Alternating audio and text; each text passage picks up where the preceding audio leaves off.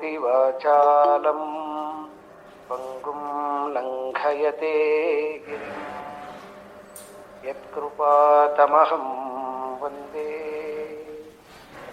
परमानन्दसागरम्। ॐ सहना भवतु सहनौ भुनक्तु सह वीर्यं करवावहै तेजस्विनावधीतमस्तु मा विद्विषावहै।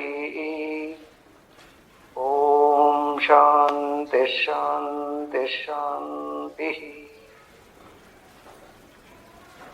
नमः श्री शंकरानंद गुरुपादाम्बुजन्मने सविलास महामोह ग्राहग्रासैककर्मणे तत्पादाम्बुरुहद्वन्द्व सेवा निर्मलचेतसां सुखबोधाय तत्त्वस्य विवेकोऽयं विधीयते।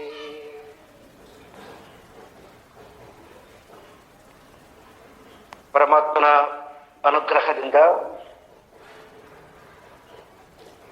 ಶ್ರೀಮತಿ ವಿಮಲಾ ಆನಂದ ಹಾಗೂ ಎಲ್ಲ ಪಂಚದಶಿ ಶ್ರೋತೃ ವರ್ಗಗಳ ಅಪೇಕ್ಷೆಯ ಮೇರೆಗೆ ಈ ತಂತ್ರಜ್ಞಾನ ಸಹಾಯದಿಂದ ಭೂತ ವಿವೇಕ ಪ್ರಕರಣದ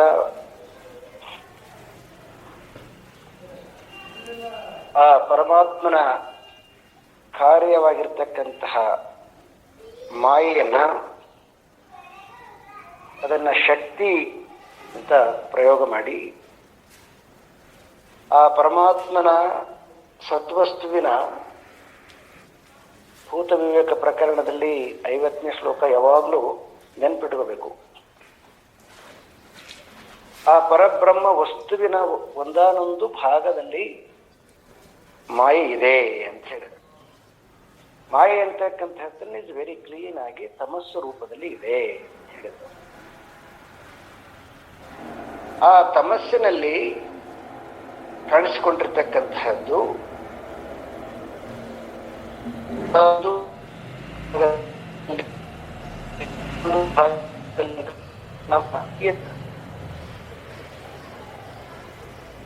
ನಾವು ಕದರಲ್ಲಿ ಇದು ಬಲಗ ಹೆಬ್ಬೆರಳಿನ ಒಂದು ಭಾಗದಲ್ಲಿ ಉಗುರು ಇದೆ ಅಂತ. ಹಾಗೆ ಸತ್ವನ ಒಂದಲ್ಲಿ ಈ ಮಾಯೆ ಅಂತಕ್ಕಂಥದ್ದಿದೆ ಅಂತ. ಆ ಮಾಯೆಯ ಆ ಇರ್ತಕ್ಕಂತಹದ್ದು ಶಕ್ತಿ ಇದೆಯೋ ಆ ಶಕ್ತಿಯ ಮತ್ತೆ ಅದನ್ನೇನ್ ಮಾಡ್ತಾರೆ ಅಂತಂದ್ರೆ ಮತ್ತೆ ಅದು ಹತ್ತನೆಯ ವಸ್ತುವಿನ ಒಂದಾನೊಂದು ಭಾಗದಲ್ಲಿ ಮಾಯೆ ಇದೆ. ಆ ಮಾಯೆಯ ಒಂದಾನೊಂದು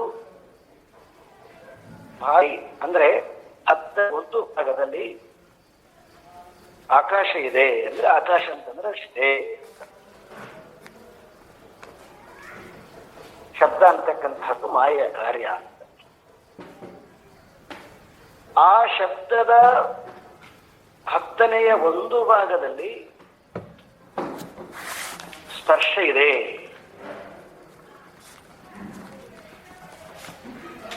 ಆ ಭಾಗದಲ್ಲಿ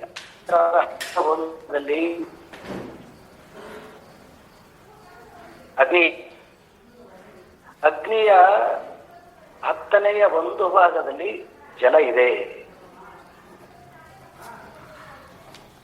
ಜಲದ ಹತ್ತನೆಯ ಒಂದು ಭಾಗದಲ್ಲಿ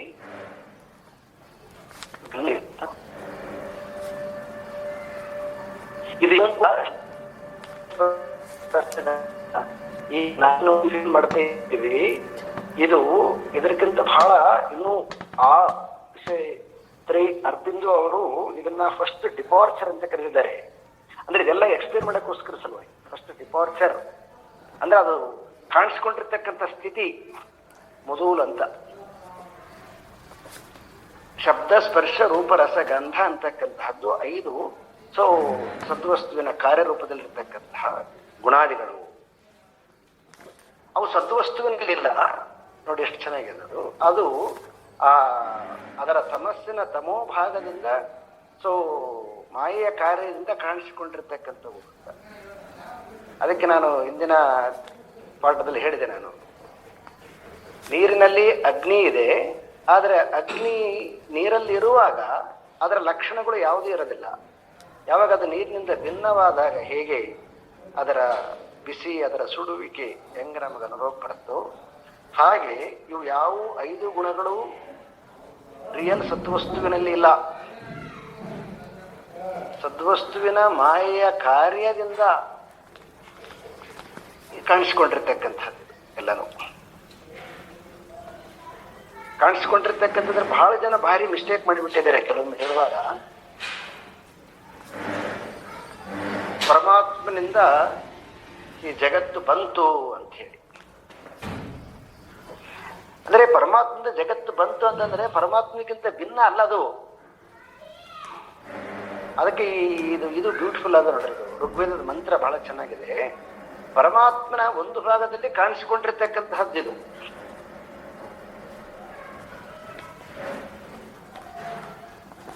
ಯಾರಿಗೆ ಜಿಜ್ಞಾಸು ಇದನೋ, ಯಾರು ಉತ್ಸಾಹಿ ಇದನೋ, ಯಾರು ತಿಳಿಬೇಕು ಅಂತಕ್ಕಂಥವ್ನು ಇದನೋ, ಯಾವಾಗ ಅವನು ಈ ಕಾರ್ಯದ ಆಚೆ ಬರ್ತಾನೆ, ಅಂದ್ರೆ 3 ಗುಣಗಳನ್ನ ದಾಟಿ ಆಚೆ ಬರ್ತಾನೆ, ಆವಾಗ ಅವನಿಗೆ ಆ ರಿಯಲ್ ಸದ್ವಸ್ತು ಕಾಣಿಸ್ತದೆ.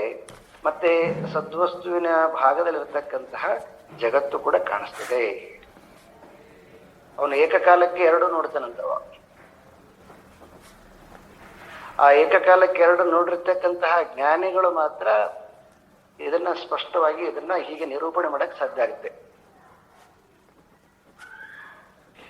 ಹೀಗೆ ನೋಡಿದಾಗ ಆ ಪರಮಾತ್ಮನಲ್ಲಿ ಕಾಣಿಸಿಕೊಂಡಿರ್ತಕ್ಕಂತಹದ್ದು ತಮೋ ರೂಪದಲ್ಲಿರ್ತಕ್ಕಂತಹದ್ದು ಕಾರ್ಯರೂಪದಲ್ಲಿ ಧರ್ಮಧರ್ಮಿ ಕಾರಣಗಳಿಂದ ಆಗಿರ್ತಕ್ಕಂತಹದ್ದು ಅಂತ ನೋಡಿದಾಗ ಅದು ಮಾಯೆಯ ಕಾರ್ಯದಿಂದ ನೋಡಿದಾಗ ಅದು ಅನೇಕತ್ವ ಇರ್ತದ. ಮಾಯೆಯನ್ನ ಕಳಚಿ ನೋಡಿದಾಗ ಅದು ಏಕತ್ವ ಇರ್ತದ. ಇದು ಅದ್ವೈತದಲ್ಲಿ ದ್ವೈತವನ್ನ ನೋಡ್ತಕ್ಕಂತಹ ದೃಷ್ಟಿಕೋನ. ಅದ್ವೈತ ದ್ವೈತ ಅಂದಗಳಿಗೆ ಬಹಳ ಕ್ಲೀನಾಗಿ ಅರ್ಥ ಮಾಡಿಕೋಬೇಕು. ಏಕತ್ವ ಮತ್ತು ಅನೇಕತ್ವ ಅಂತ. ಮತ್ತೆ ಯಾರನ್ನು ತಗೊಂಡೋಗಿ ಆಚಾರ್ಯರು ಲಿಂಕ್ ಮಾಡಬಾರದು. ಬಹಳ ವೆರಿ ಇಂಪಾರ್ಟೆಂಟ್. ಆಚಾರ್ಯರೆಲ್ಲರೂ ಕೂಡ ದರ್ಶನಕಾರರು. ಒಬ್ಬರನ್ನ ಅವ್ರನ್ನ ಅದು ಅಲ್ವೇ ಅಲ್ಲ ಶಾಸ್ತ್ರದ ಲಕ್ಷಣ. ನಾವು ತಿಳ್ಕೊಳ್ಳೋಕ್ಕೋಸ್ಕರ ಸಲುವಾಗಿ ಇದನ್ನ ಆ ರೀತಿಯಾಗಿ ಭಾಷೆ ಬಳಸ್ಬೇಕಾಗ್ಲಿ.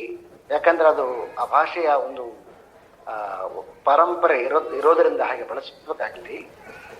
ಅದು ಸಂಸ್ಕೃತದ ಮೂಲ ಧಾತುವನ್ನು ಹಿಡ್ಕೊಂಡು ನಾವು ಶಬ್ದ ಪ್ರಯೋಗವನ್ನ ಅರ್ಥ ಅನುಸಂಧಾನವನ್ನ ಮಾಡಬೇಕು.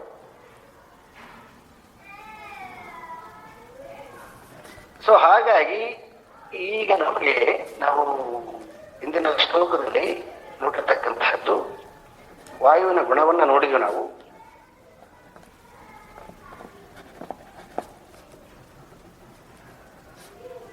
ಈಗ ಅದಾದ್ಮೇಲೆ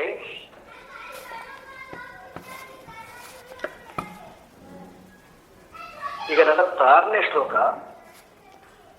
ತದ್ವಸ್ತು ಬ್ರಹ್ಮ ಶಿಷ್ಟಾಂತೋ ವಾಯುರ್ಮಿಥ್ಯಾಯತ್ ತಯಿತ್ವಾಚಿರಂ ವಾಯುರ್ ಮಿಥ್ಯಾತ್ವಂ ಮರುತಂ ತ್ಯಜೇತ್.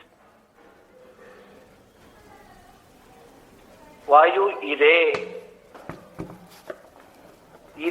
ವಾಯು ಇದೆ, ನಾನು ಇದ್ದೇನೆ ಅನ್ನುವುದರಿಂದ ನಾನು ನಿರ್ಧಾರ ಆಗಿರ್ತದೆ. ಯಾಕಂದ್ರೆ ನಾನು ಅಂತಕ್ಕಂತಹದ್ದು ಅನೇಕ ರೀತಿಯಾಗಿದೆ. ನಾನು ಒಂದೇ ಇಲ್ಲ. ನಾನು ನನ್ನ ಕಾಲು ಅಂತ ಹೇಳ್ತೀನಿ, ನನ್ನ ಕೈ ಅಂತ ಹೇಳ್ತೀನಿ, ನನ್ನ ಕಣ್ಣು ಅಂತ ಹೇಳ್ತೀನಿ, ನನ್ನ ಮನಸ್ಸು ಅಂತ ಹೇಳ್ತೀನಿ, ನನ್ನ ಬುದ್ಧಿ ಅಂತ ಹೇಳ್ತೀನಿ. ಈಗ ನಾನು ಅಂತಕ್ಕಂಥದ್ದು ಅನೇಕರಿಂದ ಕೂಡ ಇದ್ದೇನೆ ಅಂತಕ್ಕಂಥದ್ದು ಇದೆ ನೋಡಿ, ಅದು ರಿಯಾಲಿಟಿ. ಅದು ಸತ್ತದು. ಅದರ ಧರ್ಮ ನಾನು ಅಂತಕ್ಕಂಥದ್ದು. ಆ ನಾನು ಇದ್ದೇನೆ ಅಂತಕ್ಕಂಥದ್ದು ಯಾವುದು ಎಲ್ಲಾ ಕಾಲಗಳಲ್ಲಿ ಇದೆಯೋ ಅದು ಅದರ ಇರುವಿಕೆ. ನಾನು ಅಂತಕ್ಕಂಥದ್ದು ಅದರ ಧರ್ಮ. ಹಾಗೆ ವಾಯು ಇದೆ ಅಂತಕ್ಕಂಥದ್ದು ಸದ್ವಸ್ತುವಿನ ಲಕ್ಷಣ, ಅದರ ಧರ್ಮ. ವಾಯು ಅದರ ಕಾರ್ಯ ಏನದು? ಸ್ಪರ್ಶ.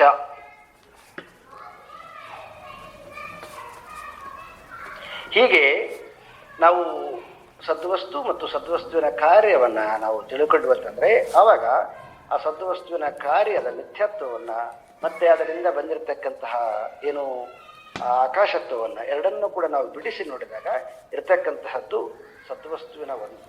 ಸದ್ವಸ್ತು ಒಂದೇ, ಅದರ ಕಾರ್ಯ ಒಂದೇ ಉಳಿತದಾಗ್ಲಿ, ಉಳಿದೆಲ್ಲವೂ ಕೂಡ ಅದು ಮಿಥ್ಯೆ ಆಗ್ತದೆ.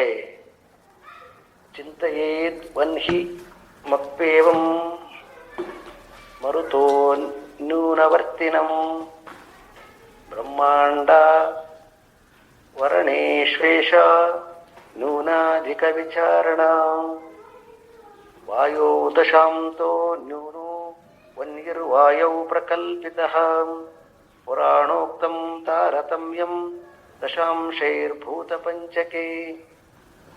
ಸೊ ಮತ್ತೆ ಇಲ್ಲಿ ಒಂದು ಸಾರಿ ಈ 88ನೇ ಶ್ಲೋಕದಲ್ಲಿ ಶ್ರೀಮದ್ ಭಾಗವತದ ಪುರಾಣದ ಒಂದು ವಾಕ್ಯವನ್ನ ಕೋಟ್ ಮಾಡ್ತಾ ಇದ್ದಾರೆ. ಸೊ ಋಗ್ವೇದ ಮಂತ್ರದ ಅರ್ಥದ ಮೇಲೆ ಇಂದಿನ ಒಂದು ಮಾಯೆಯ ಕಾರ್ಯವನ್ನು ಹೇಳಿದರು. ಈಗ ಈ ಪಂಚ ಗುಣಗಳು ಹೇಗೆ ಕಲ್ಪಿಸಲ್ಪಟ್ಟಿದ್ದಾವೆ ಅಂತಕ್ಕಂಥದ್ದು ಹೇಳಕ್ಕೋಸ್ಕರ ಸಲುವಾಗಿ ಈ ಪುರಾಣದ ಅಂಶ ಭಾಗವನ್ನು ತಗೊಂಡು ಹೇಳ್ತಾ ಇದ್ದಾರೆ. ನಾನು ಹಾಗೆ ಮೊದಲು ಹೇಳಿದಾಗೆ ಸದ್ವಸ್ತುವಿನ ಒಂದು ಭಾಗದಲ್ಲಿ ಒಂದಾನೊಂದು ಭಾಗದಲ್ಲಿ ಮಾಯೆಯ ಒಂದಾನೊಂದು ಭಾಗದಲ್ಲಿ ಆಕಾಶ, ಆಕಾಶದ ಒಂದಾನೊಂದು ಭಾಗದಲ್ಲಿ ವಾಯುವಿನ ಒಂದಾನೊಂದು ಭಾಗದಲ್ಲಿ ಅಗ್ನಿ ಇದೆ ಅಂತ ಹೇಳಿದ್ರು ಅವರು. ಇದರದ್ದು ನಿಜವಾದ ಸ್ವರೂಪ ಏನು? ಅಗ್ನಿ ಕೃಷ್ಣ ಪ್ರಕಾಶಾತ್ಮ ಪೂರ್ವಾನುಗತಿರತ್ರ ಚ ಅಸ್ತಿ ವನ್ಹಿ ಸ ನಿಶ್ಚತ್ವಃ ಶಬ್ದವಾನ್ ಸ್ಪರ್ಶವಾನಪಿ. ಇದರದ್ದು ರಿಯಾಲಿಟಿ ಗುಣ ಅಂತಂದ್ರೆ ಇದರದ್ದು ಉಷ್ಣ ಮತ್ತು ಪ್ರಕಾಶ ಸ್ವರೂಪವಾಗಿದೆ.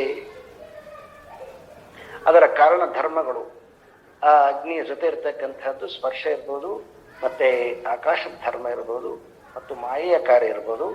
ಅವು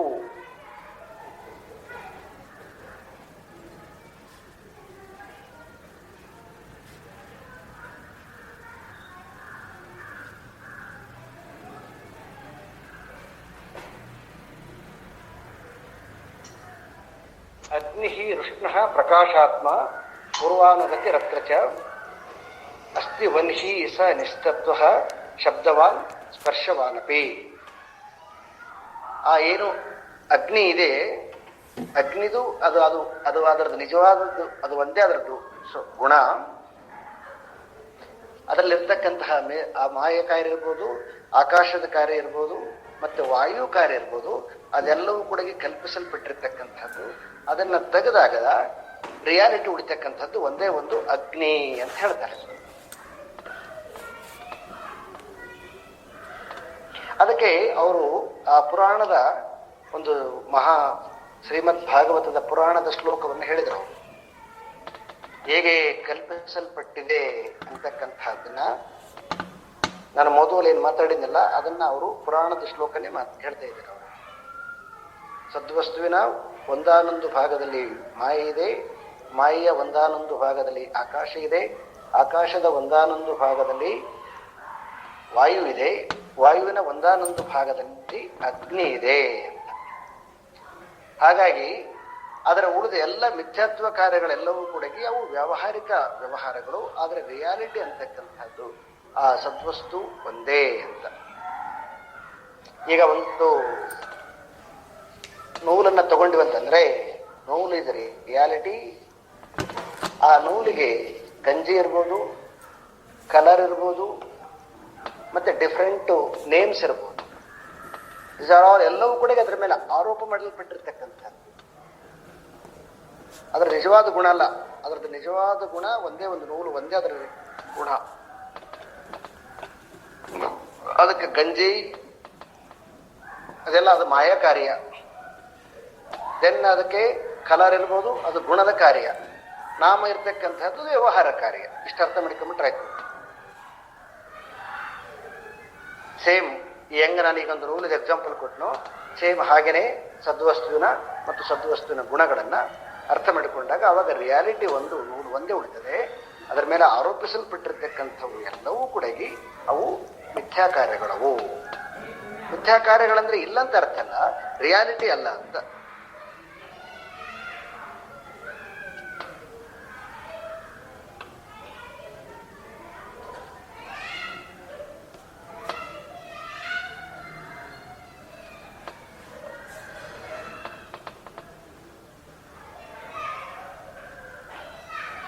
ಮತ್ತೆ ಕೇಳಿಸ್ತಾ ಇಲ್ಲ?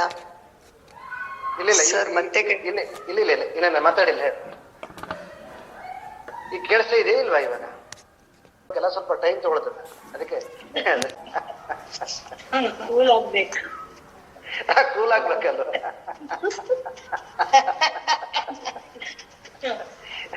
ಯಾರು ಹೇಳಿದ್ರು ಕೂಲ್ ಆಗ್ಬೇಕಂತ?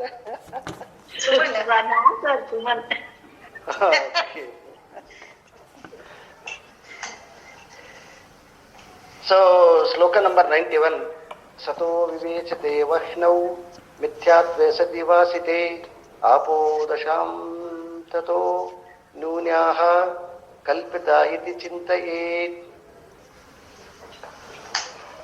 ಸೊ ಈಗ ಯಾವಾಗ ನಾವು ಅಗ್ನಿಯನ್ನ ನಾವು ಈಗ ಡಿಸ್ಕಸ್ ಮಾಡಿದ್ವಿ, ಅದಾದ್ಮೇಲೆ ಈಗ ಅದರ ಒಂದು ಭಾಗದಲ್ಲಿ ಕಲ್ಪಿಸಲ್ಪಟ್ಟಿರ್ತಕ್ಕಂತಹ, ಅದರ 10ನೇ ಒಂದು ಭಾಗವಾಗಿರ್ತಕ್ಕಂತಹ ಈಗ ನೀರನ್ನ ನಾವು ಈಗ ಅದರ ಕಾರಣವನ್ನ, ಅದರ ಧರ್ಮವನ್ನ ನೋಡೋಣ ಅಂತ ಹೇಳ್ತಾರೆ.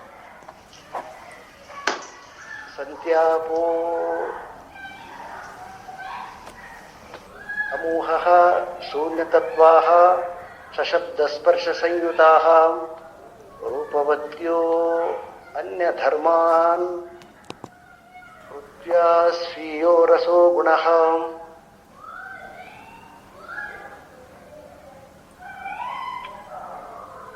ಆ ಸದ್ವಸ್ತುವಿನ ಮೂಲ ಧರ್ಮ ಅಂತಕ್ಕಂಥದ್ದು ಅದು ಯಾವಾಗ ಅದು ಜಲ ಅಂತ ಆದಾಗ, ರಸ ಅಂತ ಆದಾಗ ಇರ್ತಕ್ಕಂಥದ್ದು ಅದು ಒಂದೇ ಒಂದು ಸತ್ಯ.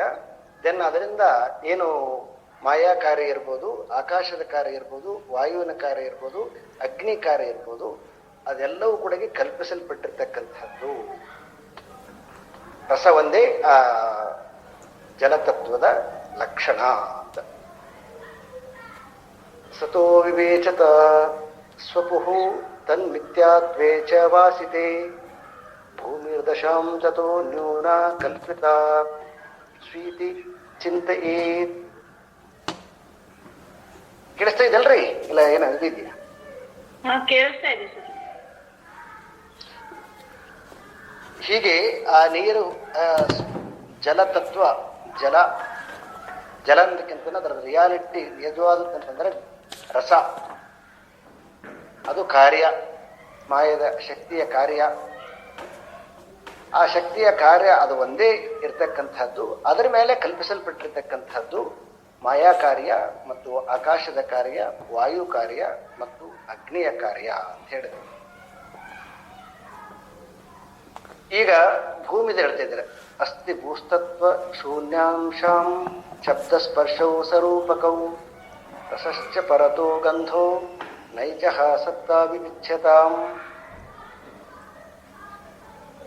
ಸದ್ವಸ್ತು ಮತ್ತು ಸದ್ವಸ್ತುವಿನ ಕಾರ್ಯಗಳ ಗುಣಗಳಿರೋದರಿಂದನೇ ಭೂಮಿಗೆ ಅಸ್ತಿತ್ವ, ಮಿಥ್ಯಾತ್ವ, ಶಬ್ದ, ಸ್ಪರ್ಶ, ರೂಪ, ರಸಗಳು ಎಂಬ ಗುಣಗಳು ಸೇರಿಕೊಂಡಿದ್ದಾವೆ. ನಿಜವಾದದ್ದಂದ್ರೆ ಗಂಧ ಒಂದೇ ಅದರದ್ದು ನಿಜವಾದ ಗುಣ. ಉಳಿದು ಎಲ್ಲವೂ ಕೂಡ ನಾವು ಗಂಧದಿಂದ ಉಳಿದು ಎಲ್ಲವನ್ನ ಬೇರ್ಪಡಿಸಿದಾಗ ಉಳಿತಕ್ಕಂಥದ್ದು ಆ ಸದ್ವಸ್ತುವಿನ ಕಾರ್ಯವಾಗಿರ್ತಕ್ಕಂತಹದ್ದು ಗಂಧ ಒಂದೇ ಉಳಿತದೆ. ಉಳಿದದ್ದೆಲ್ಲವೂ ಕೂಡ ಅದರ ಮೇಲೆ ಆರೋಪಿಸಲ್ಪಟ್ಟಿರ್ತಕ್ಕಂತಹದ್ದು ಹೇಳಿದ್ರು. ಇಲ್ಲಿ ಬಹಳ ಚೆನ್ನಾಗಿದೆ ನೋಡ್ರಿ. ಈ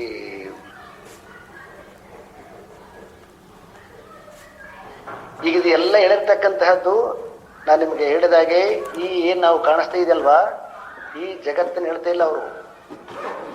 ಯಾವುದು ನಮ್ಮದು ಈಗ ಸೌರಮಂಡಲದಿಂದ ಹಿಡ್ಕೊಂಡ್ಬಿಟ್ಟು ಈ 9 ಗ್ರಹಗಳ ಜೊತೆಗೆ ಲಿಂಕ್ ಆಗಿರ್ತಕ್ಕಂಥದ್ದು ಏನು ಭೂಮಿ, ಇಲ್ಲಿರ್ತಕ್ಕಂಥ ಜಲ, ಇಲ್ಲಿರ್ತಕ್ಕಂಥ ಅಗ್ನಿ, ಇಲ್ಲಿರ್ತಕ್ಕಂತಹ ವಾಯು, ಇಲ್ಲಿರ್ತಕ್ಕಂಥ ಆಕಾಶ, ಇದನ್ನ ಇದೆಲ್ಲ ಇದು ಬಹಳ, ಇದನ್ನು ಬಹಳ ಬಹಳ ಬಹಳ ಬಹಳ ದೂರದಲ್ಲಿ ಇರ್ತಕ್ಕಂಥದ್ದು. ಅದನ್ನ ಎಷ್ಟು ಚೆನ್ನಾಗಿ ಹೇಳ್ತಾರೆ ನೋಡ್ರಿ. ಪೃಥಕ್ಕೃತಾಯಾಂ ಸತ್ತಾಯಾಂ ಭೂಮಿರ್ಮಿಥ್ಯಾವಶಿಷ್ಯತೆ ಭೂಮಿರ್ದಶಾಂ ತಥೋ ನ್ಯೂನಂ ಬ್ರಹ್ಮಾಂಡಂ ಭೂಮಿ ಮಧ್ಯಗಂ ಬ್ರಹ್ಮಾಂಡ ಮಧ್ಯೆ ತಿಷ್ಟಂತಿ ಭುವನಾನಿ ಚತುರ್ದಶಃ ಭುವನೇಷು ವಸಂತೇಷು ಪ್ರಾಣಿದೇಹ ಯಥಾಯತಂ ಬ್ರಹ್ಮಾಂಡಲೋಕದೇಹೇಷು ಸತ್ವಸ್ತುನಿ ಪೃಥಕ್ಕೃತೆ ಅಸಂತೋ ಅಂಡಾದಯೋ ಭಾಂತು ತದ್ಭಾನೇಪಿಹ ಕ್ವಾಕ್ಷತಿ. ನೋಡಿ, ಒಂದ್ ಸೆಕೆಂಡ್ ಮತ್ತೆ ಬಂದ್ಬಿಡ್ತೀನಿ ನಾನು ಅಲ್ಲಿಂದ ಮೇಲಿಂದ. ಸತ್ವಸ್ತುವಿನ ಒಂದಾನೊಂದು ಭಾಗದಲ್ಲಿ ಮಾಯೆ. ಹಾಗೆ ನೀವು ಕಲ್ಪನೆ ಮಾಡಿಕೊಳ್ಳ್ರಿ. ಅದಕ್ಕೆ ಒಂದು ಎಕ್ಸಾಂಪಲ್ ಕೊಟ್ಟಿಲ್ಲ. ದೇಹದಲ್ಲಿರ್ತಕ್ಕಂಥ ಒಂದು ಹೆಬ್ಬೆಟ್ಟಿನ ಉಗುರು ಅಂತ ಒಂದು ಸೂಚನೆ ಕೊಟ್ಟಿಲ್ವಾ? ಆ ಸೂಚನೆಯಲ್ಲಿ ಹಂಗೆ ಬರ್ಬೇಕು ನೀವು. ಆ ಒಂದು ಭಾಗದಲ್ಲಿರ್ತಕ್ಕಂತಹ ಮಾಯೆಯ ಕಾರ್ಯ ಅದು ತಮೋ ರೂಪದಲ್ಲಿರ್ತಕ್ಕಂಥದ್ದು. ಆ ತಮಸ್ಸಿನಲ್ಲಿ ಕಾಣಿಸಿಕೊಂಡಿರ್ತಕ್ಕಂಥದ್ದು ಅದರ ಒಂದು ಭಾಗದ ಆಕಾಶಗುಣ, ಶಬ್ದಗುಣ. ಆ ಶಬ್ದದ ಒಂದು ಭಾಗದಲ್ಲಿ ಕಾಣಿಸಿಕೊಂಡಿರ್ತಕ್ಕಂಥದ್ದು ಸ್ಪರ್ಶಗುಣ. ಆ ಸ್ಪರ್ಶದ ಒಂದು ಭಾಗದಲ್ಲಿ ಕಾಣಿಸಿಕೊಂಡಿರ್ತಕ್ಕಂತಹದ್ದು ಅಗ್ನಿಯ ಗುಣ. ಅಗ್ನಿಯ ಒಂದು ಭಾಗದಲ್ಲಿ ಕಾಣಿಸಿಕೊಂಡಿರ್ತಕ್ಕಂತಹದ್ದು ರಸಗುಣ. ರಸದ ಒಂದು ಭಾಗದಲ್ಲಿ ಕಾಣಿಸಿಕೊಂಡಿರ್ತಕ್ಕಂತಹದ್ದು ಗಂಧಗುಣ. ಈ ಗಂಧಗುಣದ ಒಂದು ಭಾಗದಲ್ಲಿ ಕಾಣಿಸಿಕೊಂಡಿರ್ತಕ್ಕಂತಹದ್ದು ಬ್ರಹ್ಮಾಂಡ. ಈ ಭೂಮಿ ಅಲ್ಲ, ಗಂಧಾಂಧಗಳಿಗೆ ಪ್ರತಿಬಂಧಗಳಿಗೆ ಇದು ಬರಬೇಡ ನೋಡಿ, ಬಹಳ ಇಂಪಾರ್ಟೆಂಟ್ ಇದು. ಇವೆಲ್ಲವೂ ಕೂಡ ಸೇರಿಕೊಂಡಾದ ಮೇಲೆ ಯಾವಾಗ ಒಂದು ಮೊದಲು ಅದರದ್ದು ನಮ್ಮದು ಅವ್ಯಕ್ತವಾಗಿರ್ತದೆ, ಅವ್ಯಕ್ತವಾಗಿರ್ತಕ್ಕಂತಹದ್ದು ವ್ಯಕ್ತವಾಗುತ್ತಲ್ಲ. ಯಾವುದನ್ನು ತಗೊಳ್ರಿ ನೀವು, ಮಣ್ಣು ಗಡಿಗೆಗೆ ಮಣ್ಣಿಗೆ ನಾವು ನೋಡ್ಬೇಕಂತಂದ್ರೆ ಮಣ್ಣು ಅಂತಕ್ಕಂತಹದ್ದು ಅವ್ಯಕ್ತ, ಅದರಿಂದ ಉತ್ಪನ್ನ ಆಗಿರ್ತಕ್ಕಂತಹದ್ದು ಗಡಿಗೆ ವ್ಯಕ್ತ. ಆ ಗಡಿಗೆ ಅಂತಕ್ಕಂಥದ್ದು ಮಣ್ಣಿನ ಒಂದಾನೊಂದು ಭಾಗದಲ್ಲಿದೆ, ಹಾಗೆ ಅರ್ಥ ಮಾಡಿದ್ದೀವಿ. ಹಾಗೆ ಈ ಗಂಧ ಗುಣದ ಒಂದು ಭಾಗದಲ್ಲಿ ಬ್ರಹ್ಮಾಂಡ ಇದೆ ಹೇಳ್ತಾರೋ. ಆ ಬ್ರಹ್ಮಾಂಡದ ಒಂದು ಭಾಗದಲ್ಲಿ ಈ ಸೌರಮಂಡಲಕ್ಕೆ ಸಂಬಂಧಪಟ್ಟಿರ್ತಕ್ಕಂತಹ ಭೂಮಿ ಇದೆ.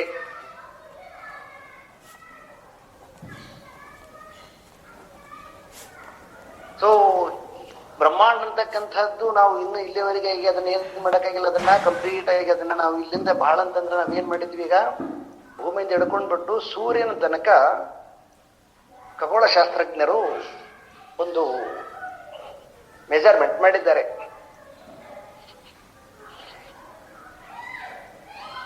ದಿವಿಸೂರ್ಯ ಸಹಸ್ರಸ್ಯ ಭವೇ ಧ್ರುವಪದುದ್ಧಿತ ಅಂತ ಹೇಳ್ಬಿಟ್ಟು 11th ಗೀತೆ 11th ಚಾಪ್ಟರ್ಲಿ ಅರ್ಜುನ ಆ ಪರಮಾತ್ಮನನ್ನ ಹೇಗೆ ನೋಡಿದ, ಹೇಗೆ ಅದು ಬೆಳಕು ಎಷ್ಟಿತ್ತು ಅಂತಂದ್ರೆ ದಿವಿಸೂರ್ಯ ಸಹಸ್ರಸ್ಯ ಅಂತ. ಅಂದ್ರೆ ಸಾವಿರ ಸೂರ್ಯರು ಬೆಳಗಿದಾಗ ಎಷ್ಟು ಪ್ರಕಾಶಮಾನವಾಗಿರ್ತದೆ ಅಷ್ಟು ಪ್ರಕಾಶಮಾನವಾಗಿತ್ತು ಅಂತಂದ್ರೆ ನಾವು ಈ ಪಾಠವನ್ನು ನೋಡಿದಾಗ ಗೊತ್ತಾಗುತ್ತೆ. ಅಂದ್ರೆ ಇಂಥ ಸೂರ್ಯರು ಅನೇಕ ಇದ್ದಾರೆ ಅಂತ ಅರ್ಥ ಆಯ್ತು. ಅನೇಕ ಸೂರ್ಯರ ಸೌರಮಂಡಲಗಳಿರ್ತಕ್ಕಂತಹದ್ದು ಬ್ರಹ್ಮಾಂಡ. ಆ ಬ್ರಹ್ಮಾಂಡದಲ್ಲಿ 14 ಭುವನಗಳು. ಆ 14 ಭುವನಗಳಲ್ಲಿ ಒಂದು ಭೂಮಿಯಲ್ಲಿ ನಾವಿದ್ದೇವೆ ನೋಡ್ರಿ. ಸತ್ವವಸ್ತುವಿನ ಎಷ್ಟು ನಾವಿದ್ದೀವಿ ಈಗ ನೋಡಿ ಸಹಜ ಆಗ್ತಾ ಇರುತ್ತಲ್ವಾ. ಚಂದ್ರ, ನಾವು ಭೂಮಿಗಿಂತ ಚಂದ್ರ ಗಾತ್ರದಲ್ಲಿ ಎಷ್ಟು ದೊಡ್ಡದಿದೆ ಅಂತ ಗೊತ್ತಿದೆ ನಿಮಗೆ. ಹಾಗೆ ಚಂದ್ರನಿಗಿಂತ ಮುಂದಿನ ಗ್ರಹ ಸೇಮ್, ಒಂದಕ್ಕಿಂತ ಒಂದು ದೊಡ್ಡದಾಗಿರ್ತಕ್ಕಂಥದ್ದು. ಅದರ 10% ದೊಡ್ಡದಾಗಿ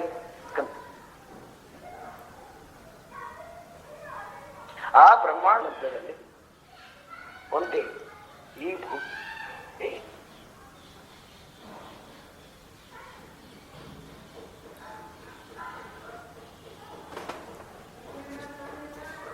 ಸ್ವಲ್ಪ ದೂರದಿಂದ ಬರ್ಬೇಕಲ್ಲ ವಾಯ್ಸು.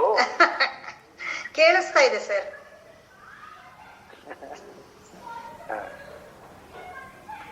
ಸರಿ, ಕೇಳಿಸ್ತಾ ಇದ್ರೆ ನಾಳೆ ಅಲ್ಲೇ ಬಂದ್ ಮಾಡ್ಬಿಡ್ತೀನಿ ಪಾಠ, ತೊಂದರೆ ಇಲ್ಲ.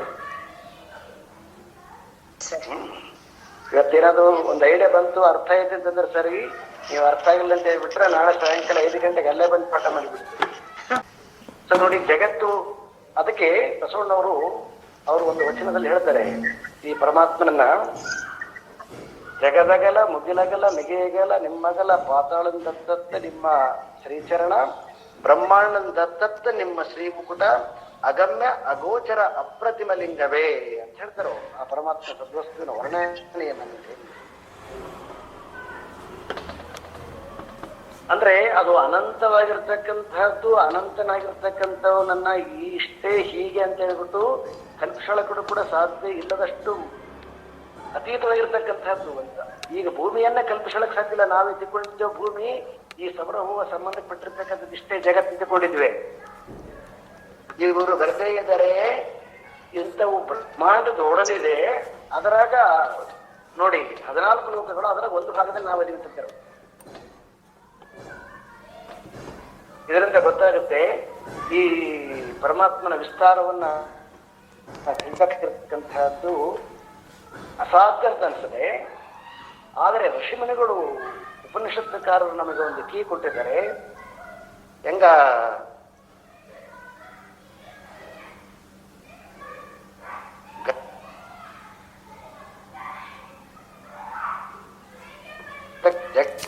ಕೇವಲ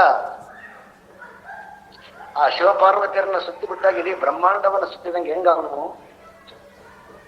ದೀರ್ಘವಾಗಿರ್ತಕ್ಕಂಥ ನಮಗೊಂದು ಕೀ ಕೊಟ್ಟಿದ್ದಾನೋ, ಹಾಗೆ ಉಪನಿಷತ್ತಕಾರರು ನಮಗೊಂದು ಕೀ ಕೊಟ್ಟಿದ್ದಾರೆ. ಇಷ್ಟು ದೊಡ್ಡವನಾಗಿರ್ತಕ್ಕಂಥವನನ್ನ ಅರಿಲಿಕ್ಕೆ ಸಾಧ್ಯನಾ ಅಂತಂದ್ರೆ ಇಟ್ ಇಸ್ ವೆರಿ ಸಿಂಪಲ್. ಆ ಬ್ರಹ್ಮಾಂಡದಲ್ಲಿ ಇರ್ತಕ್ಕಂತಹದ್ದೇ ಪಿಂಡಾಂಡದಲ್ಲಿದೆ. ಇಲ್ಲಿ ಕೂಡ ನಮಗೆ ಈ ದೇಹದಲ್ಲಿ ಕೂಡ 14 ಲೋಕಗಳನ್ನು ತೋರಿಸ್ತಾರೆ. ಕೆಳಗಡೆ ಅಂದ್ರೆ ಸೊಂಟ ಕೆಳಗಡೆಗೆ 7ಗಳನ್ನ, ಮತ್ತೆ ಇಲ್ಲಿಂದ ಮೇಲೆ 3 ಲೋಕಗಳು, ಅಧೋಲೋಕಗಳನ್ನ. ನಾವು ಇಷ್ಟು ದೊಡ್ಡ ಬ್ರಹ್ಮಾಂಡವನ್ನ ಅರ್ಥೈಸಕ್ಕಾಗದಿದ್ರು ಕೂಡ ಆ ಬ್ರಹ್ಮಾಂಡದ ಪ್ರತಿರೂಪವೇ ನಮ್ಮ ದೇಹ. ಈ ದೇಹದಲ್ಲಿ ಕೂಡ ನಾವು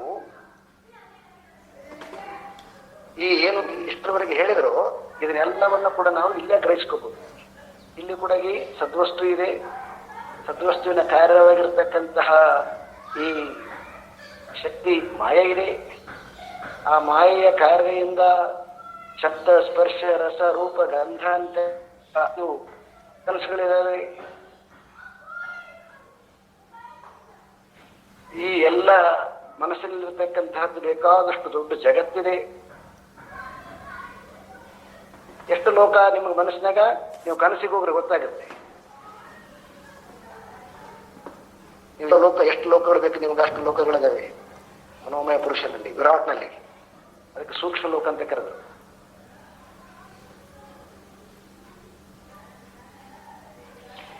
ಸೊ ಅಷ್ಟು ಅನಂತರಾಗಿರ್ತಕ್ಕಂಥವನು ಎನ್ನ ಕರಸ್ಥಲಕ್ಕೆ ಬಂದು ಚುಳುಕಾದಿರಯ್ಯ ಅಂತಂತಾರೆ.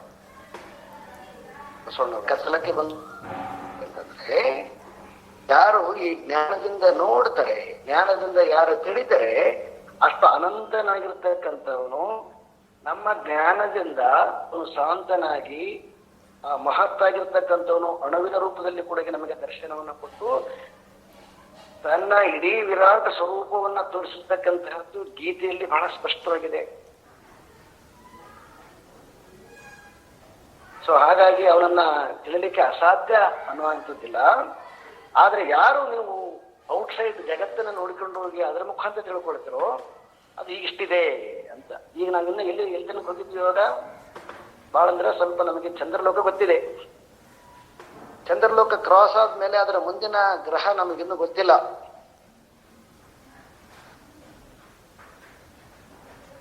ಸೊ ಆ ರೀತಿಯಾಗಿ ಭೌತಿಕವಾದ ಏನು ಇಂದ್ರಿಯ ಜನ್ಯ ಪ್ರಮಾಣದಿಂದ ನಾವು ಹುಡುಕ್ಲಿಕ್ಕೆ ಹೋದ್ವಿ ಅಂತಂದ್ರೆ ಅನೇಕ ಕೆಲವೊಂದು ದಾರ್ಶನಿಕರು ಇರ್ಬೋದು, ಇನ್ನು ಕೆಲವೊಬ್ಬರು ಸೈಂಟಿಸ್ಟ್ಗಳು ಇರ್ಬೋದು, ಈ ರೀತಿಯಾಗಿ ಪ್ರಯೋಗ ಮಾಡಿರ್ತಕ್ಕಂಥದ್ದು ಕಾಣಿಸ್ತಿದೆ. ಅದು ಒಂದು ಪಾರ್ಟ್ ಆಫ್ ದಿ ಸೊ ಅನ್ವೇಷಣೆ, ತಪ್ಪಂತ ಹೇಳ್ತಾ ಇಲ್ಲ.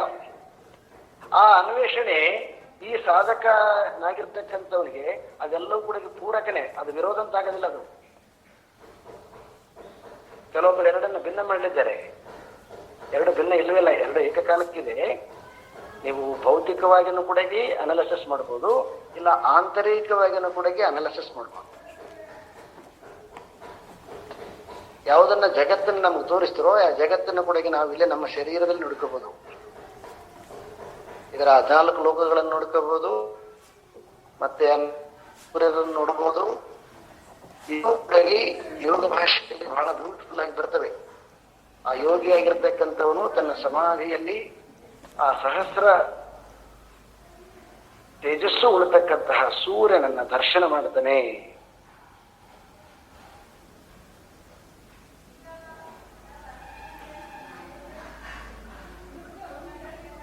ಇದು ಎಲ್ಲವೂ ಕೂಡ ಸೊ ಜ್ಞಾನದಿಂದ ಮಾತ್ರ ಇಂಥ ಸತ್ಯವನ್ನ ನಮಗೆ ತಿಳಿಲಿಕ್ಕೆ ಸಾಧ್ಯತೆ ಇದೆ.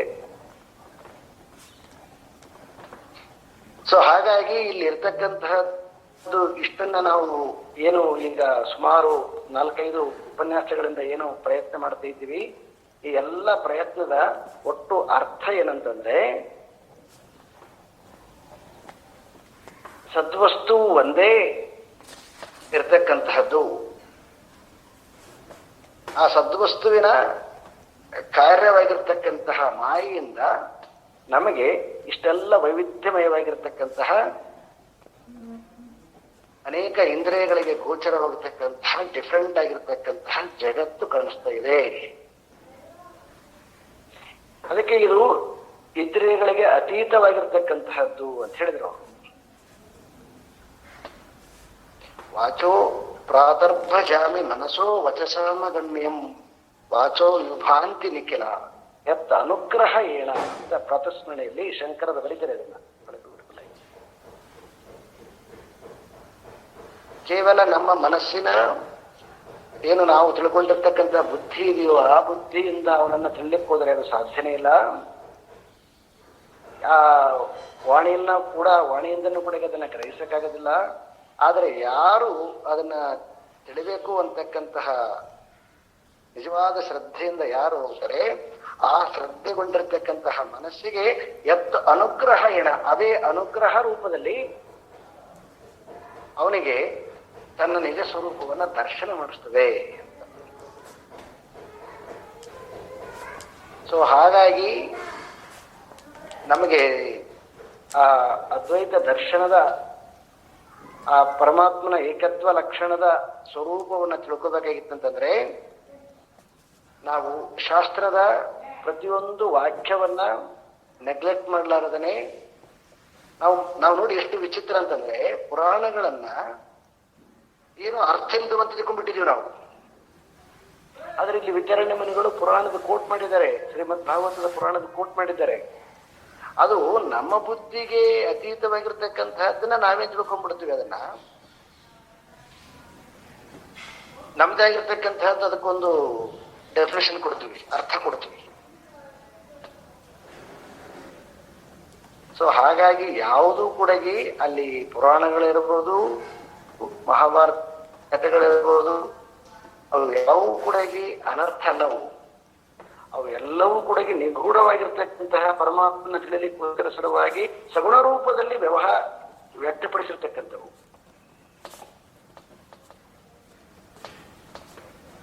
ನೀವು ಇಲ್ಲೇ ನೋಡ್ಕೊಳ್ರಿ, ನಮ್ಮ ದೇಹದಲ್ಲಿ ನೋಡ್ಕೊಳ್ರಿ, ಇಷ್ಟು ಭಿನ್ನ ಭಿನ್ನವಾಗಿರ್ತಕ್ಕಂಥದ್ದು ಮೊದಲೇ ಹೇಳಿದ್ರು. ಸೊ ಶಬ್ದದ ಗುಣ ಅದು ಸ್ಪರ್ಶಕ್ಕಿಲ್ಲ, ಸ್ಪರ್ಶದ ಗುಣ ಸೊ ರೂಪಕ್ಕಿಲ್ಲ, ರೂಪದ ಗುಣ ಸೊ ರಸಕ್ಕಿಲ್ಲ, ರಸದ ಗುಣ ಗಂಧಕ್ಕಿಲ್ಲ ಅಂತ ಹೇಳಿದ್ರು. ಇವೆಲ್ಲವೂ ಭಿನ್ನ ಭಿನ್ನವಾಗಿದ್ದಾವೆ. ಆದ್ರೆ ಇಷ್ಟು ಭಿನ್ನವಾಗಿರ್ತಕ್ಕಂತಹದನ್ನ ಅರಿತಕ್ಕಂಥದ್ದು ಒಳಗಡೆಗೆ ಒಂದೇ ಮನಸ್ಸಿದೆ, ಅಲ್ಲಿ ಡಿವಿಷನ್ ಇಲ್ಲ. ಸೊ ಡಿವಿಷನ್ ಅಂತಕ್ಕಂಥದ್ದು ಎಲ್ಲಿದೆ ಅಂದ್ರೆ ವಾಲ್ ಗೇಟ್ ಅಲ್ಲಿದೆ, ವಿಂಡೋಸ್ ಅಲ್ಲಿದೆ. ಅದಕ್ಕೆ ಅವರು ಕಠೋಪನಿಷತ್ತಿನಲ್ಲಿ ಪರಾಂಚಿ ಖಾನೆ ಅಂತ ಕರೆದ್ರು. ಅವರು ಖಾನೆ ಅಂದ್ರೆ ಕಿಟಕಿಗಳಿವೆಲ್ಲ. ಈ ಕಿಟಕಿಗಳಲ್ಲಿ ಬರ್ತಕ್ಕಂಥದ್ದು ಜ್ಞಾನ ಡಿವಿಷನ್ ಆಗಿದೆ. ಆದ್ರೆ ಕಿಟಕಿಯ ಒಳಗಡೆ ಇರ್ತಕ್ಕಂಥವನು ಯಾವ ನಿಧಾನ ಮನಸ್ಸು, ಅಲ್ಲಿ ಭಿನ್ನತೆ ಇಲ್ಲ. ಅಲ್ಲಿ ಒಬ್ಬನೇ ಶಬ್ದವನ್ನು ಅರಿಯುವನವನೇ, ಸ್ಪರ್ಶವನ್ನು ಅರಿತಕ್ಕಂಥವನವನೇ, ಮತ್ತೆ ರೂಪವನ್ನು ಅರಿತಕ್ಕಂಥವನವನೇ, ರಸವನ್ನು ಅರಿತಕ್ಕಂಥವನವನೇ, ಗಂಧವನ್ನು ಅರಿತಕ್ಕಂಥವನವನೇ. ಮತ್ತೆ ಹೊರಗಡೆ ನೋಡಿದ್ವಿ ಅಂತಂದ್ರೆ ಇವೆಲ್ಲವೂ ಕೂಡ ಈ ಶಬ್ದ ಸ್ಪರ್ಶ ರೂಪ ರಸ ಗಂಧ ಅಂತಕ್ಕಂಥದ್ದು ನಮಗೆ ಪಂಚಭೂತಗಳಲ್ಲಿ ಭಿನ್ನವಾಗಿ ಕಂಡ್ರೂ ಕೂಡ ಆ ಪಂಚಭೂತಗಳ ಹಿಂದಿರ್ತಕ್ಕಂತಹದ್ದು ನೋಡಿದ್ವಿ ಅಂತಂದ್ರೆ ಅದು ಒಂದೇ ಒಂದು ಸದ್ವಸ್ತು. ಎಲ್ಲಿ ಪ್ರಾಬ್ಲಮ್ ಅದ ಅಂತಂದ್ರೆ ಹೊರಗಡೆನೂ ಪ್ರಾಬ್ಲಮ್ ಇಲ್ಲ, ಒಳಗಡೆನೂ ಪ್ರಾಬ್ಲಮ್ ಇಲ್ಲ. ಇನ್ ಬಿಟ್ವೀನ್ ಆ ಎರಡರ ಕಲೆಕ್ಟ್ ಏನು ಜಾಯಿಂಟ್ ಇದೆ ಅಲ್ವಾ, ಆ ಜಾಯಿಂಟ್ ಅಲ್ಲಿ ಇರ್ತಕ್ಕಂಥದ್ದು ಪ್ರಾಬ್ಲಮ್ ಇದು. ಸೊ ಯಾವಾಗ ನಾವು ಈ ಜಾಯಿಂಟ್ ಅನ್ನ ಕ್ರಾಸ್ ಮಾಡಿ ಹೋಗ್ತೀವಿ ಅವಾಗ ಏನಾಗುತ್ತೆ ಅಂತಂದ್ರೆ ಅವಾಗ ಆ ಅನೇಕತೆಯಲ್ಲಿ ಏಕತೆಯ ದರ್ಶನ ಆಗುತ್ತೆ. ಆ ಏಕತೆಯ ದರ್ಶನ ಮಾಡಿಕೊಳ್ತಕ್ಕಂತಹದ್ದೇ ಇಷ್ಟು ಈ ಭೂತ ಪಂಚಕದ ವಿವೇಚನ. ಇದನ್ನ ನಾವು ಮನನ ಮಾಡ್ತಾ ಹೋದ್ವಿ ಅಂತಂದ್ರೆ, ನೀವು ಈಗ ಎಕ್ಸಾಂಪಲ್ಗಳ ಮೂಲಕ ನಾವು ಅನೇಕ ವಿಧವಾಗಿರ್ತಕ್ಕಂತಹ ಅದನ್ನ ಅರ್ಥ ಮಾಡಿಕೊಳಕ ಬಗೆಬಗೆಯಾಗಿರ್ತಕ್ಕಂಥ ಎಕ್ಸಾಂಪಲ್ ಕೊಟ್ಟಿದ್ದೀವಿ. ಎಲ್ಲ ಎಕ್ಸಾಂಪಲ್ಗಳಲ್ಲ, ಯಾವ್ದಾದ್ರು ಒಂದು ಹಿಡ್ಕೊಂಡ್ರೆ ನೀವು ಅದನ್ನ ಅನ್ವೇಷಣೆ ಮಾಡ್ತಾ ಹೋದ್ರಿ ಅಂತಂದ್ರೆ ಅವಾಗ ನಿಮಗೆ ಅದ್ರ ರಿಯಾಲಿಟಿ ಗೊತ್ತಾಗ್ತಾ ಬರುತ್ತೆ. ಅನೇಕತೆ ಇದ್ರೂ ಕೂಡ ಏಕತೆ ಅಂತಕ್ಕಂಥದ್ದು ಹೇಗಿದೆ ಅಂತ. ಈಗ ಸಪೋಸ್ ಆಗಿ ಇನ್ನೊಂದು ಎಕ್ಸಾಂಪಲ್ ಕೊಡೋದಾದ್ರೆ, ಈಗ ಮೊಮ್ಮಗ ಇದ್ದಾನೆ, ಮಗ ಇದ್ದಾನೆ, ಆ ಮಗನ ತಂದೆ ಇದ್ದಾನೆ, ತಂದೆ ಇದ್ದಾನೆ, ತಂದೆ ಮುತ್ತಾತ ಇದ್ದಾನೆ. ನೋಡಿ ದೊಡ್ಡ ಚೈನ್ ಇದು. ಈ ಚೈನು ನೀವು ಅಲ್ಲಿಂದ ಹಿಡ್ಕೊಂಡ್ಬಿಟ್ಟು ಇಲ್ಲಿಂದ ಉತ್ಪತ್ತಿ ಆಗಿರ್ತಕ್ಕಂಥದ್ದು ಎಲ್ಲರೂ ಇಲ್ಲ, ಅದು ಅಲ್ಲಿಂದ ಹಿಡ್ಕೊಂಡ್ಬಿಟ್ಟು ಇಲ್ಲಿ ತನಕನೂ ಕೂಡ ಅದರಿಂದ ಇರ್ತಕ್ಕಂಥದ್ದು ಒಂದೇ ಒಂದು ಅನ್ನ. ಅನ್ನಾತ್ ವೀರ್ಯ, ಆ ಅನ್ನದಿಂದಲೇ ಅದು ಅನ್ನದ ಕಾರ್ಯ. ನೀವು ನೋಡಿ ಇಲ್ಲಿ ಹೆಣ್ಣದ, ಗಂಡದ, ಮಗುವದ, ದಾತದ, ಮುಕ್ತಾತ ಡಿವಿಷನ್ ಬೇಕಾದಷ್ಟಿದೆ. ಶರೀರ ಬೇಕಾದಷ್ಟು ಬೇರೆ ಬೇರೆ ಇದಾವೆ, ಶರೀರದ ಕಾರ್ಯಗಳು ಅನೇಕದವೆ. ಆದ್ರೆ ತಂತು ಒಂದೇ.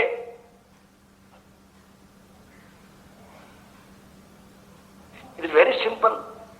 ಅನ್ನ ಒಂದೇ ಇರತಕ್ಕಂಥದ್ದು. ಯಾಕಂದ್ರೆ ಅನ್ನದ ಕಾರ್ಯ ಅಲ್ಲ ಇದು. ಯಾರಿಗೆ ಅನ್ನದ ರಿಯಾಲಿಟಿ ಗೊತ್ತಾಗತ್ತೋ ಅವಾಗ ಅನ್ನದಿಂದ ಉತ್ಪತ್ತಿ ಆಗಿರ್ತಕ್ಕಂಥದ್ದು ಎಲ್ಲ ಜೀವರಾಶಿಗಳಲ್ಲಿ ವ್ಯತ್ಯಾಸ ಇರೋದಿಲ್ಲ, ಕಾರ್ಯದಿಂದ ವ್ಯತ್ಯಾಸ ಇದೆವ. ಯಾರು ಕಾರ್ಯದಲ್ಲಿ ಮಗ್ನವಾಗಿ ಕಾರ್ಯವೇ ಸತ್ಯ ಅಂತಾರೋ ಅವ್ರಿಗೆ ಇದು ಅರ್ಥ ಆಗೋದಿಲ್ಲ. ಆದರೆ ಕಾರ್ಯದ ಹಿಂದೆ ಇರತಕ್ಕಂಥದ್ದು ಮೂಲ ವಸ್ತು ಇದೆ ನೋಡಿ, ಅನ್ನ. ಅನ್ನ ಒಂದೇ.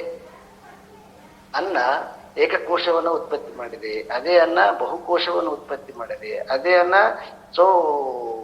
ಸಸ್ಯರಾಶಿಗಳನ್ನು ಉತ್ಪತ್ತಿ ಮಾಡಿದೆ, ಅದೇ ಅನ್ನ ಜಲರಾಶಿಗಳನ್ನು ಉತ್ಪತ್ತಿ ಮಾಡಿದೆ, ಅದೇ ಅನ್ನ ಪಕ್ಷಿಗಳನ್ನು ಉತ್ಪತ್ತಿ ಮಾಡಿದೆ, ಅದೇ ಅನ್ನ ಪ್ರಾಣಿಗಳನ್ನು ಉತ್ಪತ್ತಿ ಮಾಡಿದೆ, ಅದೇ ಅನ್ನ ಮನುಷ್ಯರನ್ನು ಉತ್ಪತ್ತಿ ಮಾಡಿದೆ. ಅದಕ್ಕೆ ತೈತ್ತಿರಿ ಉಪನಿಷತ್ತಿನಲ್ಲಿ ಮೊದಲು ಅವನಿಗೆ ಅನ್ನದ ದರ್ಶನ ಆಯ್ತು.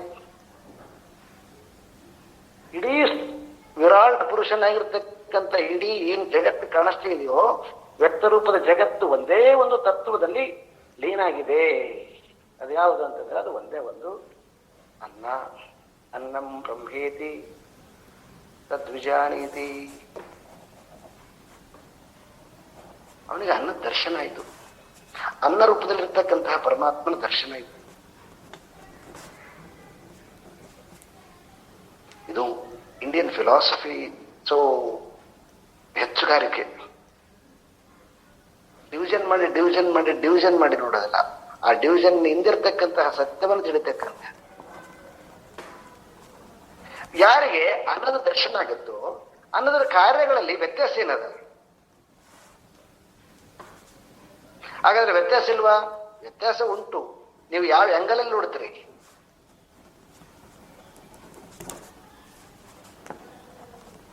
ಅದಕ್ಕೆ ಯಾರಿಗೆ ತಿಳುಕದೋ ಅವ್ರಿಗೆ ಇದು ಯಾವುದ್ರಲ್ಲಿ ಡಿವಿಷನ್ ಬರೋದಿಲ್ಲ. ಸಕಲ ಜೀವಿಗಳಿಗೆ ಲೇಸನ್ನು ಬಯಸುವವನೇ ಮಾನವ ಅಂತ. ಯಾವಾಗ ಈ ದರ್ಶನ ಆಗುತ್ತೆ ಅವಾಗ ಅಲ್ಲಿ ಡಿವಿಷನ್ ಎಲ್ಲ ಹೊರಟೋಗ್ಬಿಡ್ತದ. ಇದು ಮೂಲ ಸತ್ಯ, ಇದು ಈ ಅದ್ವೈತದ ಮೂಲ ಸಾರ. ಇದು ಅವಾಗ ನಮ್ಗೆ ಯಾರ ಮೇಲೆ ಭೇದ ಬರ್ತದೆ ಹೇಳ್ರಿ? ಆ ದರ್ಶನ ಆಗ್ಬಿಡ್ತಿ ಅಂತ. ಯಾರ ಮೇಲೆ ಭೇದ ಬರೋದಿಲ್ಲ. ಯಾಕಂದ್ರೆ ನಿನ್ನ ಕೈ ಮೇಲೆ ನಿನ್ಗೆ ಹೆಂಗ ಭೇದ ಬರ್ತದ? ಎಡಗೈ ಮತ್ತು ಬಲಗೈ ಅಂತ ಹೇಳ್ತೀವಿ. ಬಲಗೈ ಶ್ರೇಷ್ಠ, ಎಡಗೈ ಕನಿಷ್ಠ. ಯಾವುದಕ್ಕೆ? ವ್ಯವಹಾರ ಮಾಡ್ಲಿಕ್ಕೆ, ದಾನ ಧರ್ಮ ಮಾಡ್ಲಿಕ್ಕೆ, ಪುಣ್ಯ ಪುಣ್ಯ ಪುಣ್ಯ ಕ್ಷೇತ್ರಗಳೆಲ್ಲ ದಾನ ಧರ್ಮ ಮಾಡ್ಲಿಕ್ಕೆ ಬಲಗೈ ಶ್ರೇಷ್ಠ ಆದ್ರೆ, ಅಪರ ಕರ್ಮಗಳನ್ನು ಮಾಡೋದಾದ್ರೆ ಎಡಗೈ ಶ್ರೇಷ್ಠ. ಸೊ ಬ್ಯೂಟಿ ಇತ್ತು, ವ್ಯವಹಾರ ಕೂಡ ಬ್ಯೂಟಿನೇ. ಮತ್ತೆ ಎಲ್ಲ ಒಂದೇ ಅಂದ್ಮೇಲೆ ಎಡಗೈ ಬಲಗೈಗೆ ಯಾಕೆ ವ್ಯತ್ಯಾಸ? ನೋನು ಅದಲ್ಲ. ವ್ಯವಹಾರ ವ್ಯವಹಾರವಾಗಿ ಮಾಡ್ಬೇಕು. ಆ ವ್ಯವಹಾರದ ಹಿಂದೆ ಇರ್ತಕ್ಕಂಥ ತತ್ವ ಇರ್ತಕ್ಕಂತಹದ್ದು ಅದು ಒಂದೇ ಅಂತಕ್ಕಂತ ತಿಳಿಬೇಕು. ಇದು ಜ್ಞಾನಿಯ ಲಕ್ಷಣ ಅಂತ ಹೇಳ್ಬಿಟ್ಟು ನೆಕ್ಸ್ಟ್ ಶ್ಲೋಕದಲ್ಲಿ ಬಹಳ ಅದ್ಭುತವಾಗಿ ಆ ಜ್ಞಾನಿ ತನ್ನ ಅಂತರಂಗದಲ್ಲಿ ಅದ್ವೈತವನ್ನು ಅನುಭವಿಸಿ ಬಾಹ್ಯದಲ್ಲಿ ದ್ವೈತವನ್ನು ನೋಡ್ತಾ ಎಲ್ಲವನ್ನು ಕೂಡ ಈಗ ಅವನು ಸಂತೋಷವಾಗಿ ಅದನ್ನು ಆಸ್ವಾದನೆ ಮಾಡ್ತಾನೆ. ಯಾಕಂತಂದ್ರೆ ನಮ್ಗೆ ಯಾವಾಗ ಕೋಪ ಬರ್ತದೆ, ಯಾವಾಗ ತಾಪ ಬರ್ತದೆ, ಯಾವಾಗ ಈರ್ಷ್ಯೆ ಬರ್ತದೆ ಅಂತಂದ್ರೆ ನಾನು ಮತ್ತು ನನಗಿಂತ ಭಿನ್ನವಾಗಿರ್ತಕ್ಕಂಥದ್ದು ಡಿವಿಷನ್ ಇದ್ದಾಗ ಮಾತ್ರ ನಮಗೆ ಕೋಪ ಬರ್ತದ, ತಾಪ ಬರ್ತದ, ಈರ್ಷ್ಯೆ ಬರ್ತದ.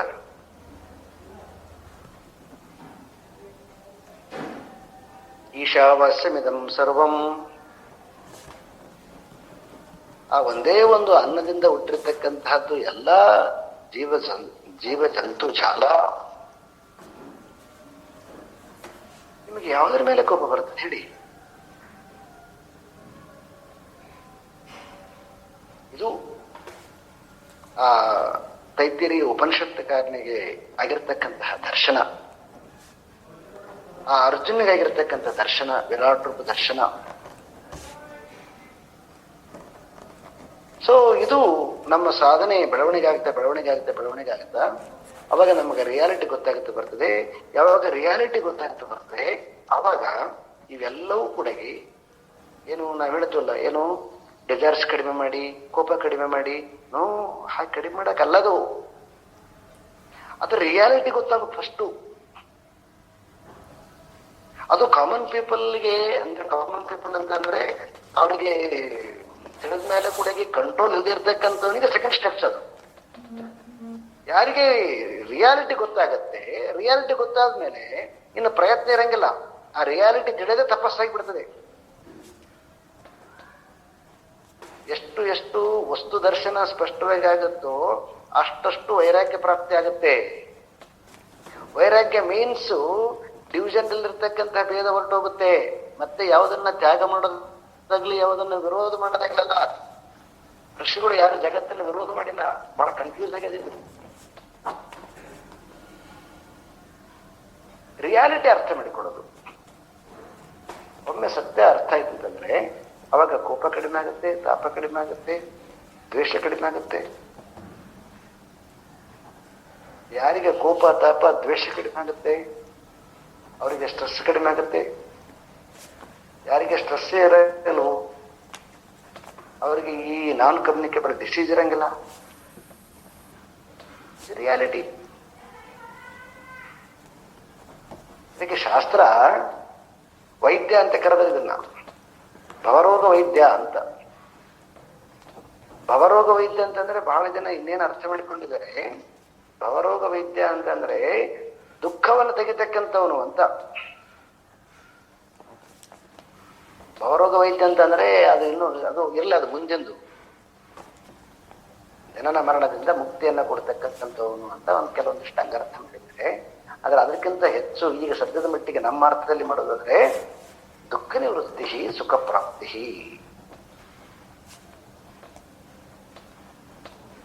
ನಾವು ಯಾವುದೇ ಡಿವಿಷನ್ ಎಲ್ಲ ನೋಡೋಣ, ಬಟ್ ಅಲ್ಟಿಮೇಟ್ ನಮ್ಗೆ ಏನಾಗ್ಬೇಕು ಅಂತಂದ್ರೆ ದುಃಖ ನಿವೃತ್ತಿ ಆಗ್ಬೇಕು, ಸುಖ ಪ್ರಾಪ್ತಿ ಆಗ್ಬೇಕು.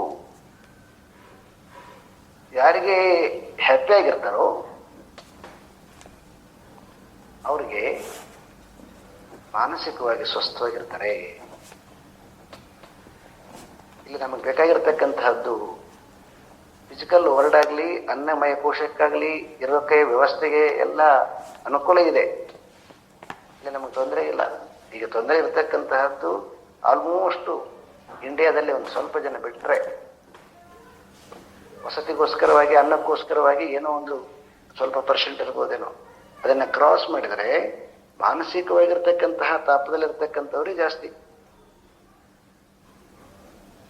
ಈ ಮಾನಸಿಕ ತಾಪದಿಂದ ನಾವು ಹೊರಗಡೆ ಬರಬೇಕು ಅಂತಂದ್ರೆ ಈ ರಿಯಾಲಿಟಿ ನಮಗೆ ಅರ್ಥ ಆಗಬೇಕು. ಯಾಕಂದ್ರೆ ಎಲ್ಲ ಡಿವಿಷನ್ ಇರ್ತಕ್ಕಂತಹದ್ದು ಮನಸ್ಸಿನಲ್ಲಿ.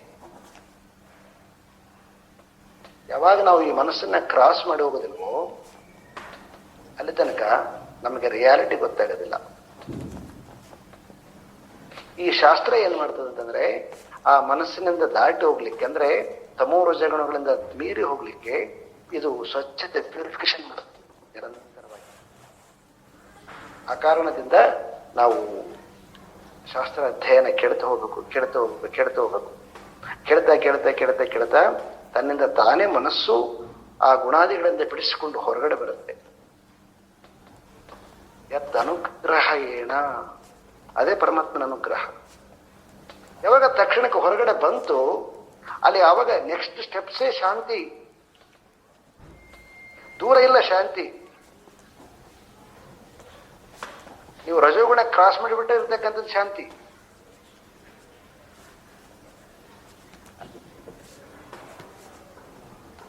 ಆ ಕಾರಣದಿಂದ ನಾವು ತತ್ವ ಚಿಂತನೆಯನ್ನ ದೀರ್ಘವಾಗಿ ಮತ್ತು ಶ್ರದ್ಧೆಯಿಂದ ಮತ್ತು ಬೌದ್ಧಿಕವಾಗಿ, ತಾರ್ಕಿಕವಾಗಿ, ಸುಮ್ಮನೆ ಏನೋ ಮೂಢತನದಿಂದಲ್ಲ, ನಮ್ಮನ್ನು ನಾವು ಅನಲೈಸ್ ಮಾಡ್ಕೊಂತ ಹೋಗ್ಬೇಕು. ಅನಲೈಸ್ ಮಾಡ್ತಾ ನಿಮಗೆ ಗೊತ್ತಾಗದಂತೆ ನಿಮ್ಮ ಮನಸ್ಸು ಯಾವಾಗ ಕಂಪ್ಲೀಟ್ ಆಗಿ ಶಾಸ್ತ್ರದಲ್ಲಿ ಚಿಂತನೆ ನಿಂತ್ಕೊಳ್ತದೆ ಅವಾಗ ತನ್ನಿಂದ ತಾನೇ ನಿಮಗೆ ಒತ್ತಡ ಕೊಡ್ತಕ್ಕಂತಹ ಎಲ್ಲ ಗುಣಾದಿಗಳು ತನ್ನಿಂದಾನೇ ಕೆಳಗಡೆ ಹೋಗ್ಬಿಡ್ತವೆ. ಅವಕ್ಕೆ ಪರಿಹಾರ ಇಲ್ಲ. ಆ ಬರುವಂತಹ ಯೋಚನೆಗಳೇನಿದೆ ಅವಕ್ಕೆ ರಿಯಾಲಿಟಿ ಇಲ್ಲ, ಅದು ಅವಕ್ಕೆ ಪರಿಹಾರನೇ ಇಲ್ಲ. ಆದ್ರೂ ಮನಸ್ಸು ಏನಾರ ಮಾಡಿ ಅದಕ್ಕೆ ಪರಿಹಾರ ಹುಡುಕ್ಬೇಕಂತಾನೆ ಪ್ರಯತ್ನ ಪಡ್ತೇವೆ. ಅದಕ್ಕೆ ಇದು ನಮಗೆ ವಿದ್ಯಾರಣ್ಯ ಮನೆಗಳೊಂದು ಕೀ ಕೊಡ್ತಾ ಇದ್ದಾರೆ. ನೀವು ಅದನ್ನು ಬಿಟ್ಬಿಡಿ, ಶಾಸ್ತ್ರವನ್ನು ಸ್ವಲ್ಪ ಚಿಂತನೆ ಮಾಡಿದಾಗ ನಿಮ್ಮ ಮನಸ್ಸು ಅದನ್ನು ಕ್ರಾಸ್ ಮಾಡಿಬಿಡ್ತದೆ. ಅವಾಗ ನಿಮಗೆ ರಿಯಾಲಿಟಿ ಗೊತ್ತಾಗುತ್ತೆ. ಇದು ಅದ್ವೈತದ ಮುಖ್ಯ ಥೀಮ್ ಇದು. ಸೊ ಇಂಥ ಒಂದು ದರ್ಶನವನ್ನ ಆ ಕಂಡಿರ್ತಕ್ಕಂತಹ ಜ್ಞಾನಿ ಹೇಗಿರ್ತಾನೆ, ಅವನು ಹೇಗೆ ನೋಡ್ತಾನೆ, ಅದು ತುಂಬಾ ರಮಣೀಯವಾಗಿ ನೆಕ್ಸ್ಟ್ ಈಗ ಇಲ್ಲಿಗೆ ಆಲ್ಮೋಸ್ಟ್ ಇದು ಈ ಭೂತ ವಿವೇಕ ಪ್ರಕರಣದ್ದೇನು ಹೇಳ್ಬೇಕಾಗಿತ್ತು ಅದನ್ನೆಲ್ಲ ಹೇಳ್ಬಿಟ್ಟು ಈಗ ಭೂಮಿ ತಂದು ನಿಲ್ಲಿಸ್ಬಿಟ್ಟು ನಮಗೆ ವಾಸ್ತವ ಲೌಕಿಕ ಕರ್ಕೊಂಡು ಬಂದ್ರು, ಅಲ್ಲಿ ಹಿಡ್ಕೊಂಡು ಅದನ್ನ ನಾವು ಮುಂದಿನ ಇದರಲ್ಲಿ ಚಿಂತನೆ ಮಾಡೋಣ ಅಂತ. ಓಂ ಪೂರ್ಣಮದಃ ಪೂರ್ಣಮಿದಂ ಪೂರ್ಣಮುದಚ್ಯತೆ ಪೂರ್ಣಸ್ಯ ಪೂರ್ಣಮಾದಾಯ ಪೂರ್ಣಮೇವಾವಶಿಷ್ಯತೆ. ಓಂ ಶಾಂತಿ ಶಾಂತಿ ಶಾಂತಿ. ಹರಿ ಓಂ ಶ್ರೀ ಗುರುಭ್ಯೋ ನಮಃ. ಹರಿ ಓಂ.